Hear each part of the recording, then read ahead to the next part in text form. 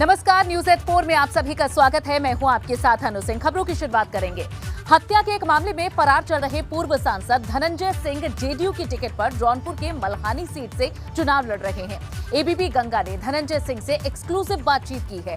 क्या कहा है, सुनाते हैं आपको। आज किस तरीके की बात करते हैं समाजवादी पार्टी के लोग। इनकी सरकार में 3 विधायकों की हत्या हुई थी। अजीत सिंह की उन्नाव एमएलसी की हत्या हुई थी। वो कहते हैं accident, it was not an accident, it was a pre plan murder. और उसमें जांच दबा दी गई। राजू पाल की खुलेआम इलाहाबाद, जहां हाईकोर्ट भी बैठता है, सरेआम सड़क पे दौड़ा के मारा गया उसको। समाजवादी पार्टी के सांसद और उनके घर के लोगों ने मारा।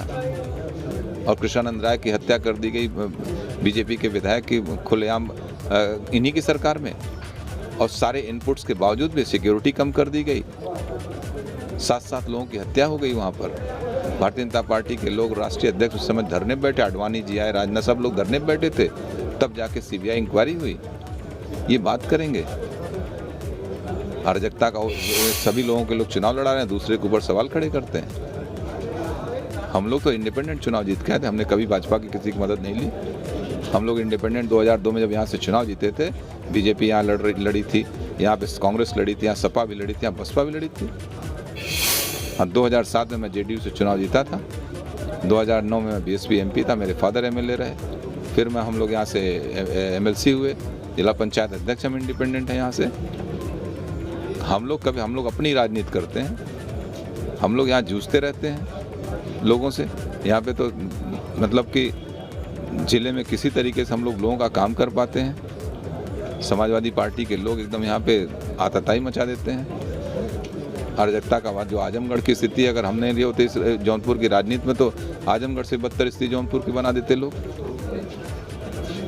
हमने राजनीति को यहाँ ठीक करके रखा हुआ है। बाकी आरोप प्रत्यारोप जिसको लगाना लगाता है, उससे हमें बहुत नहीं फर्क पड़ता है। आप जनता के बीच में जाइए, जनता से पूछिए धनंजय सिंह की क्या इमेज है। हमारी तुलना करते हैं। हम लोगों के ऊपर कोई करप्शन का आरोप हो, कहीं किसी की 1 इंच जमीन हम लोग कहीं वो कर लिए हों, कोई एक इस तरीके का आरोप हम लोगों के ऊपर आके लगा दें।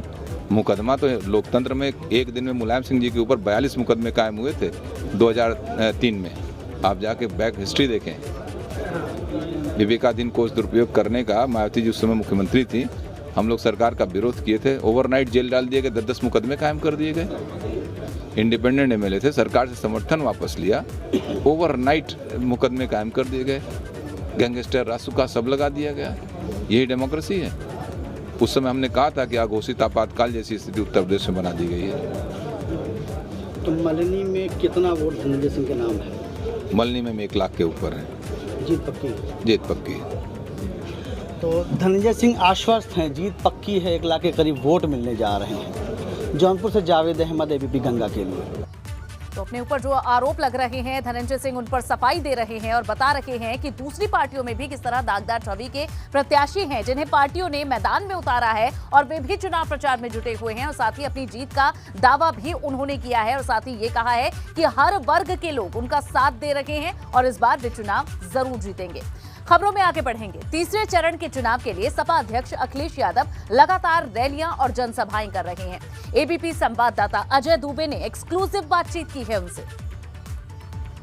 समाजवादी पार्टी के मुखिया अखिलेश यादव चुनाव प्रचार के सिलसिले में अलग अलग जगहों पर एटा पहुंचे हैं। अब इस प्रचार की प्रक्रिया है सर, हम बस से साथ में हुआ करते थे, अब हेलीकॉप्टर ने रूप ले लिया है क्योंकि रफ्तार बड़ी है। इससे होने से आप जब अलग अलग फेजेस में जा रहे हैं हेलीकॉप्टर से, कितनी जो प्रभाव का रफ्तार है, कितना बड़ा हुआ दिख रहा है?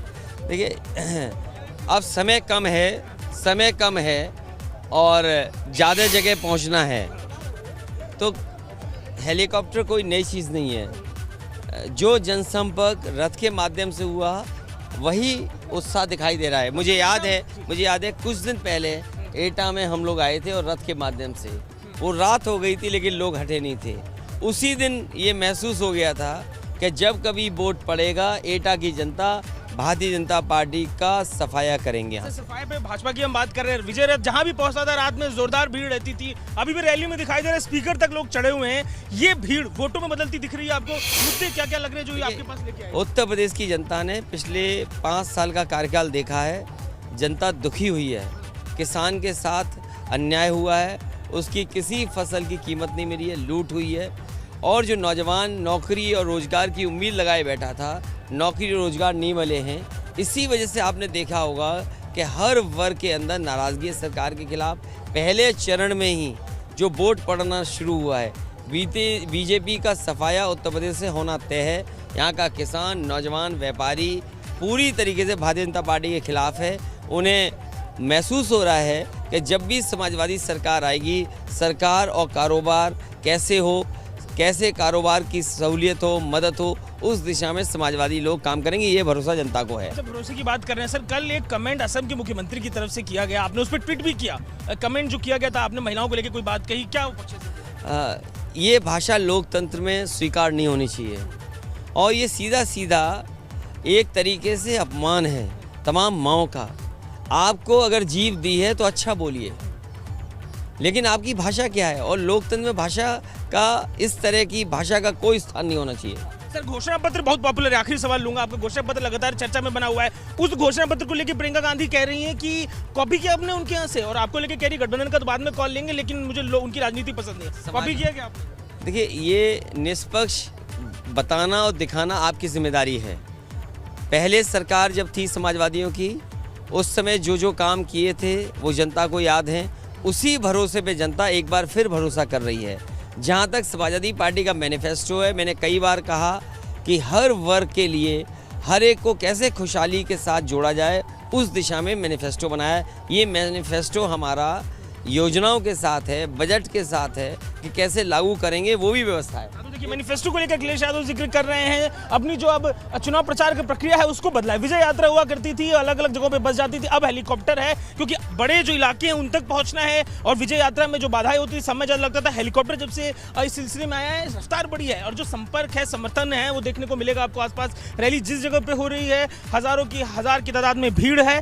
चुनाव प्रक्रिया प्रभावित हुई थी, कोविड जिस तरीके से आया था, उसके बाद जबकि कुछ रफ्तार कोविड की थमती दिख रही है। इस प्रक्रिया के बीच में आज जो चुनावी प्रचार की प्रक्रिया है फिर एक बार जोरदार रफ्तार पकड़ चुकी है और तमाम नेता अलग अलग माध्यमों से जनता तक पहुंचना। अखिलेश यादव आज एटा और आसपास के दूसरे जिलों में चुनाव संपर्क के लिए पहुंचे थे। कैमरा पर्सन राजेश पांडे के संग अजय